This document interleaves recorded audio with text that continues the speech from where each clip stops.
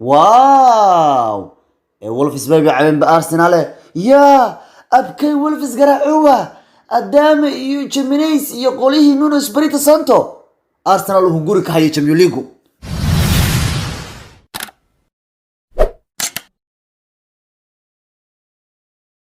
يا ارسنال لو كان مدحه u dagan iyagu qudhoodu oo cidi hunguri chamliga soo gal ha cidi hunguri chamliga baa ayaa hadda haya arsenal tobnaad joogtay bari dhaweyd way iskeentay hadda arsenal waad yimaadeen oo toddobaad baa jooda hadda joogan oo arsenal afar sagaal dhibcood bay leeyihiin wolvesna kotila bay leedahay maynadna kotishan bay leedahay hay arsenal xalay matirneemiya dhibcaha arsenal dhibca tirsay gashay adiga toddobaad ka hor cidna ismaan u dhahin anigu qudheedu waxaan islaa war cidan waa iska ya tobanaad leeyahay ya حال وحن أركي يجوا ماله يماذا ما أركي جاي حال مركو وحن أركي أرسنال أو ترينيسا يا نبعها يجي يودع يا ليستر سيتي أو ليستر حتى ليستر وادي يستعاد كنت تتابع على التريني كنت زديد ليه ولا فين ليستر حتى من جرته ها كنت زديد ليه بلاد هاي جلسنا كنت تدور ليه بلاد هاي مانشستر حتى كنت شن ليه بلاد هاي من جيران به وولفزنا كنت ليه بلاد هاي أنا في السجال الليل هاي وكعدي حالي هنغوريا جابلو قال ارسنال ورنكي وولفز قراعي حالي ولا شغبو دياروين ارسنال بل واجه عياري دعي وحيابي بان يجي دونايو ارسنال عمديدو لما هيسكرو عيد وايس كنتي نين وولفز حل عبايا وعمامداس لما هيسكري ادامي يقوليسا لا قراعي كور حالي ولا ارسنال هنغوريا جابلو كهايو حالي لبا جول باي كوبديان او بوكايا ساكا اسبوع باي وهيد غشيس بونا صيحي جول بونا دليو خطر بدن بو دليو بوكايا حتى نينكا لغسد باي سونو جول دليو رير ارسنال دبعتريسay hayaan xalay kulkuleetarkay qaateen ilaa hadda ma yaqeen naga horayaan mataqana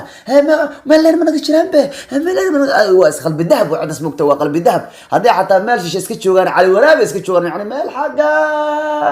oo magaal ka sii fog joogan xataa ama meel dheer dibca laga sareeyo xataa waxba iska tirsanaya iyagu waxa weeyaan iska qalbi dahab waa laga yaabay xataa laga satay oo aanan wax blues wax oo macnaha gool banaan ku soo dhalin away ku soo dhalin horyaalka ayaa markii ugu horeysay banaan gool ku soo dhaliyay Arsenal tan iyo February 2019 marka waa markii ugu horeysay ninka kan oo banaan gool ku soo dhalayo